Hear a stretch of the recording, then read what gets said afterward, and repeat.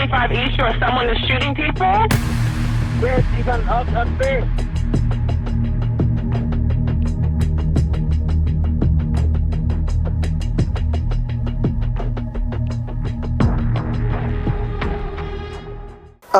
Hard for me, hard for my family, of course, because she was very much loved by everyone. Everyone loved my daughter. One morning, just like any other, Alonna Gallon walked into her workplace with a radiant smile, ready for a new day. No one at the Toyota Berkeley dealership could have imagined that, just hours later, this very place would become the scene of a horrific tragedy. A gunshot rang out, sharp, deafening, and in an instant, Alonna's life was stolen, right before the eyes of her co-workers. The one who pulled the trigger? None other than the man who had once been the father of her child. A relationship she had ended, a boundary she had firmly set. But when love turns into obsession, when rejection becomes the breaking point, the unthinkable happens. This is not just a story about a murder. This is a story about a young mother who fought with everything she had for her child. A story of warning signs that were ignored. A story of systems that should have protected her, but failed. A chilling reminder for all of us. Violence doesn't always start with a fist or a gunshot. Sometimes it hides in words, in glances, in quiet, insidious control. The story of Alonna Gallon must be told, not just to honor her memory, but to prevent another tragedy from ever happening again. Welcome to Echoes of Crime, where real-life cases unravel the hidden truths behind justice and tragedy. Like, comment, and support the channel to help us bring more gripping true crime stories to you. Alonna Gallon wasn't just an employee at the Toyota Berkeley dealership. She was a devoted mother, a strong woman, and above all, a person who always put her son first. At just 24 years old, while many her age were still trying to figure out their future, Alonna carried the immense responsibility of being a single mother. She worked multiple jobs, not just to survive, but to ensure that her son, King, would have a better future. Born and raised in California, Alonna was known for her warm smile and gentle nature. No matter how busy she was, she always took the time to check in on others. Friends and co-workers described her as quiet, but incredibly determined. She loved music, soft melodies that helped her unwind after a long, exhausting day. But above all else, her world revolved around King. Her 7-year-old son wasn't just her child. He was her greatest reason to keep pushing forward. To provide for him, Alonna never hesitated to work hard. During the day, she worked at the Toyota Berkeley dealership, where she had been for 3 years. It wasn't easy. Long hours in front of a computer, scheduling appointments, handling customer requests. But she never let her exhaustion show. She was always welcoming, always kind, never once complaining. But that still wasn't enough. When her shift at Toyota ended, she rushed straight to a car rental company for a few more hours of work before heading to a grocery store for yet another shift. Every hour, every minute mattered. She saved every dollar she could for King's future. Every decision she made was for him, so he could have stability, play sports, get a good education, and never have to worry about money the way she once did. Life wasn't easy, but Alonna never complained. She wasn't the type to dwell on struggles or blame life for her circumstances. Instead, she remained hopeful, loving, and determined to create a world filled with laughter and security for her son. Anyone who knew her remembers the image of a resilient mother, one who fought every single day to give her child the childhood he deserved. But behind that strength, there was a hidden storm, a silent battle that few people knew about. It was the tense, complicated relationship with Lamar Walker, King's father, a man who had once been a significant part of her life, but also the one who had caused her the most pain. A relationship that had dragged on for years, filled with unresolved tensions. And in the end, it was that very relationship that led to a tragedy that could never be undone. First love can sometimes be a beautiful illusion, a veil that hides the darkness we don't want to see. When they were young, Alonna Gallon and Lamar Walker were in love. They met at a time when both were filled with dreams and hopes for the future. And when King was born, Alonna truly believed that she and Lamar could build a home together. But life doesn't always unfold the way we wish it would. Over time, Lamar's true nature began to emerge. He was no longer the promising young man Alonna once knew. Behind the sweet gestures was someone with a temper, a need for control, and a tendency toward violence. Lamar didn't just want to be King's father, he wanted to control every aspect of Alonna's life. What started as minor arguments turned into unpredictable outbursts. Then came the manipulation, the psychological abuse. At first, Alonna tried to ignore it. She convinced herself that for her son's sake she could endure it, that maybe things would get better. But silence didn't change Lamar, it only emboldened him. She started to recognize the warning signs, his possessiveness, the veiled threats, the way his demeanor changed when things didn't go his way. Lamar never laid a hand on her, but he made her afraid. Then, one day, after a heated argument, Alonna looked into Lamar's eyes and realized this was not the man she once loved. She had endured enough. For King, she had to break free from this toxic cycle. She made her decision to leave, to set clear boundaries, and to start a new life without Lamar. But Lamar wasn't willing to accept that. He disappeared for a while, moving to Atlanta, seemingly leaving everything behind. Alonna breathed a sigh of relief, believing that she could finally focus on her son without the weight of her past haunting her. She even posted a message on social media. "I regret having a child with the wrong person, but Elle was a lesson." But nightmares don't simply fade away just because we want them to. Sometime later, Lamar returned to California with one goal in mind: to fix this relationship, but on his terms.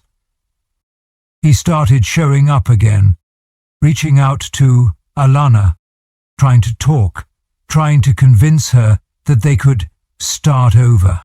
But it wasn't a request. It was a demand. When Alonna kept her distance, refusing every attempt at reconciliation, Lamar's patience began to wear thin. The messages became harsher.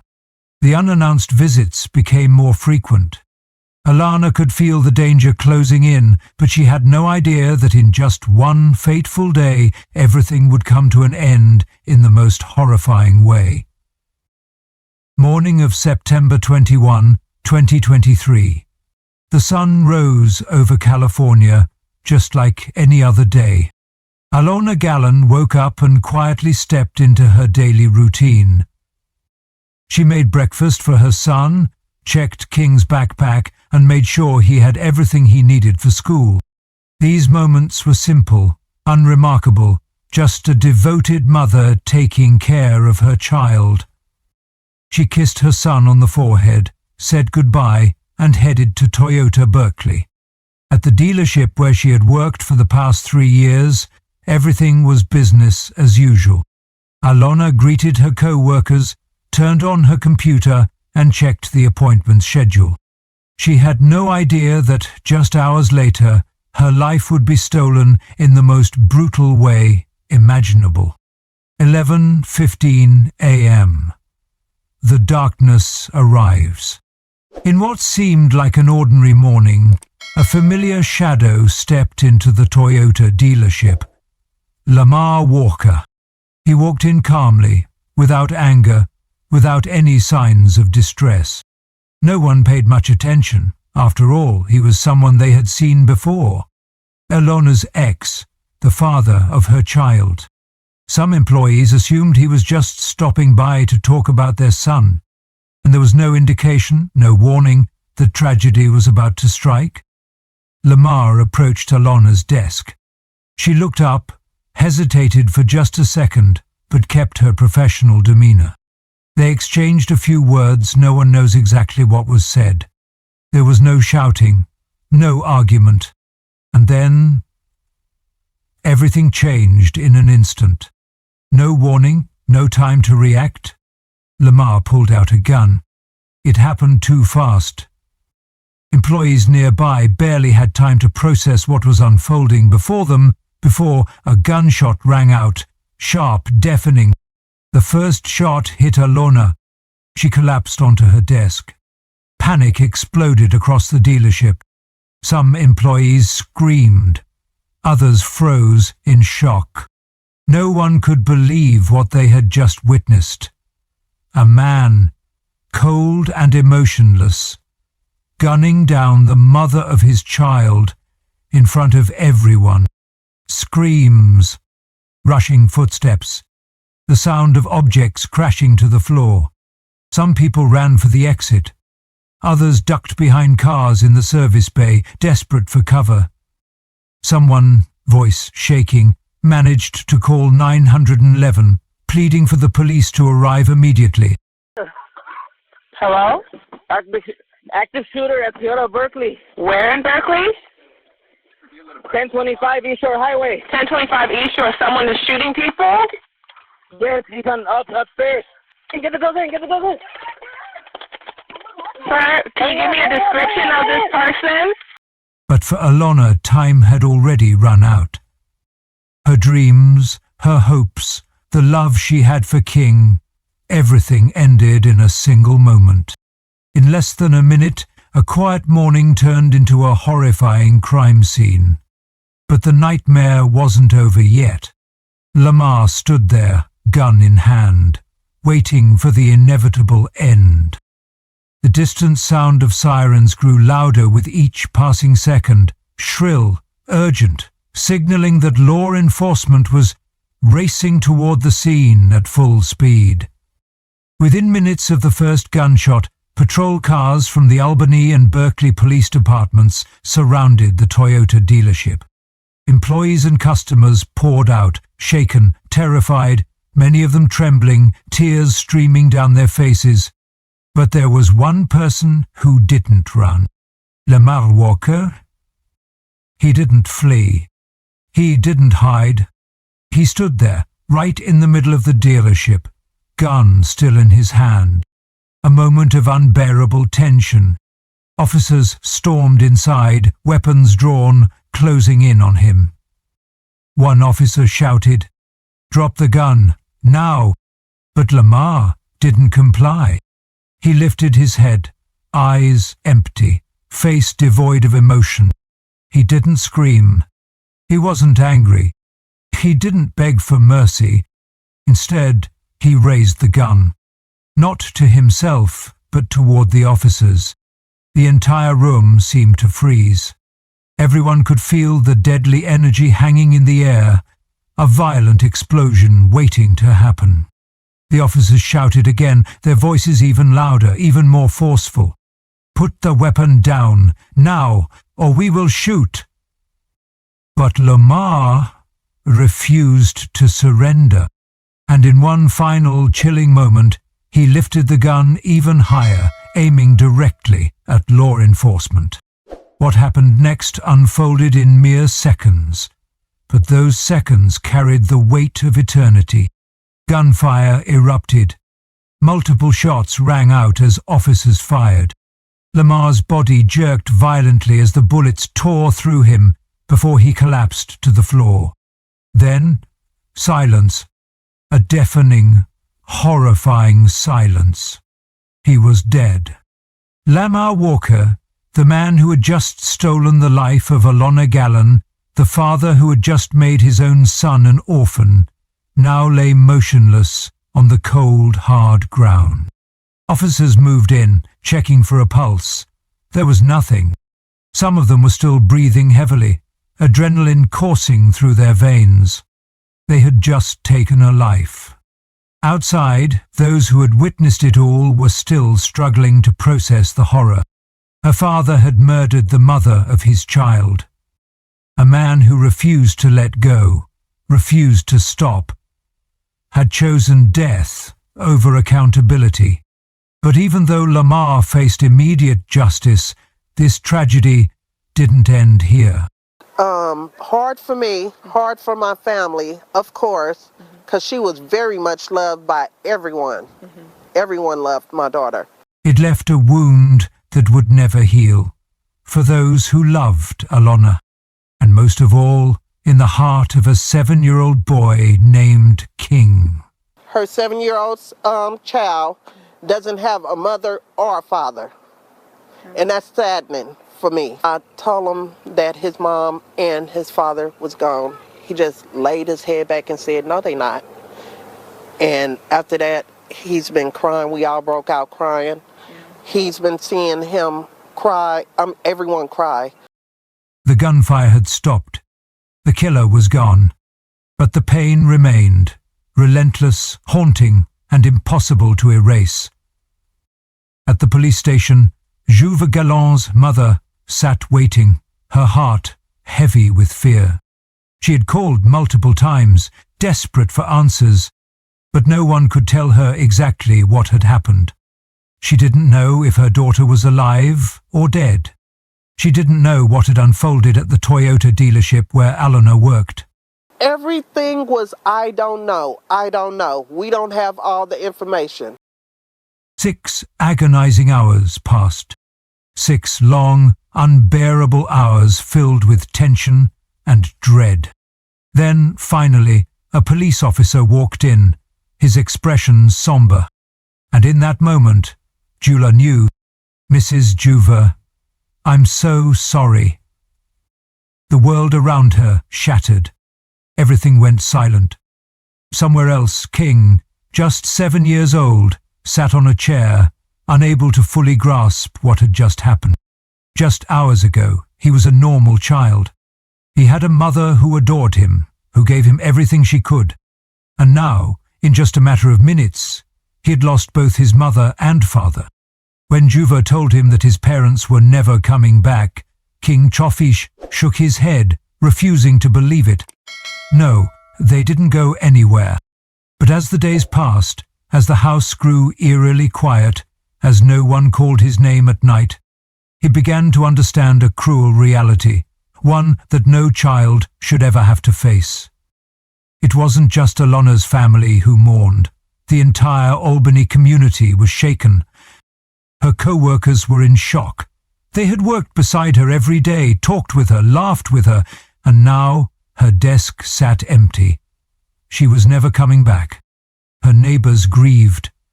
They had known Alonna as a devoted mother, a strong woman. No one could believe that someone like her had been taken in such a brutal way. On social media, thousands of people shared their sorrow. Even strangers expressed their heartbreak, their outrage at the senseless tragedy Alonna had suffered. And in the face of such a devastating loss, the community chose to act. A GoFundMe page was created with one purpose: to give King the future his mother had worked so hard to build for him. Over $54,000 was raised in a short amount of time. It wasn't just money, it was a message. Alonna will not be forgotten. King is not alone. But no amount of money could ever replace a mother. Nothing could fill the void in King's heart. He was still too young to fully understand the weight of this tragedy. But as the years go by, he will grow up with questions that no one can truly answer. Why did my mother have to die? Why did my father do this? Why do I have to live without them? For King, this isn't just a loss. This is a pain he will carry for the rest of his life. The story of Alonna Gallon is not just a tragedy, it's a serious warning about domestic violence and the devastating consequences when someone refuses to let go. She did everything she could to protect herself and her son. but it still wasn't enough. So, what can we learn from this heartbreaking case? In many cases, violence doesn't happen out of nowhere. There are signs, red flags that if acknowledged could help save a life. Here are common warning signs of a dangerous individual. Excessive control and refusal to accept a breakup. Tries to control your life, from who you see, what you do, to where you go. Doesn't respect your decision to leave, repeatedly trying to win you back with false promises. Shows anger or manipulates you emotionally when you set boundaries. Unannounced appearances at your home or workplace. Shows up unexpectedly without a valid reason, creating fear or discomfort. Stalks you, calls or texts relentlessly to maintain a sense of control. Use children as an excuse to stay involved in your life after a breakup. Threatening behavior, violence or access to weapons. Has a history of emotional or physical abuse. Displays sudden bursts of anger, destroys property or makes direct threats. Owns a weapon and isn't afraid to use it for intimidation. If you or someone you know is experiencing these signs, don't ignore them. Act now, because hesitation could cost a life. How we can protect victims. 1. Strengthen workplace security. Implement protocols to protect employees from external threats. Install alarm systems and secure entry points to prevent dangerous individuals from accessing victims. Train employees to recognize warning signs and respond effectively. Alonna's workplace lacked proper security measures, and that was a critical failure. Had there been stricter access control, early warnings or proper safeguards, this tragedy might have been prevented. 2. Family and friends must pay attention to the signs. Never dismiss stories of control, stalking or harassment. Help victims develop a safe escape plan from toxic relationships. Encourage seeking professional help and support. Too often people think it's their personal business, I shouldn't interfere. But your silence could put them in danger. If you suspect someone is being threatened or at risk, speak up before it's too late. 3. Encourage victims to seek help. Reach out to domestic violence organizations for counseling and legal support. Establish a safe exit strategy if they feel trapped in a dangerous relationship. File for protective orders and seek shelter if necessary. In the US, a woman is killed by a partner or ex every 6 hours. These numbers aren't just statistics, they are a warning that relationship violence is a serious issue. And if we don't act, these tragedies will continue. Speak up before it's too late. Alonna's story shouldn't have ended this way. She tried to escape her abuser, but he refused to let her go. Don't let her story become just another case. Be aware, take action, and protect those around you. If you are in danger, seek help immediately. If you know someone at risk, support them. If you are an employer, make your workplace safer. We cannot change the past, but we can prevent this tragedy from happening again. Alonna Gallon is gone, but her story will not be forgotten. She was a devoted mother, a strong woman. But she was also a victim of a tragedy that could have been prevented. That's why we must share her story, spread this message. No one should have to suffer in silence, and no more lives should be lost to the same fate. Leave your thoughts and feelings after hearing her story. And don't forget, like and subscribe to follow more true crime stories.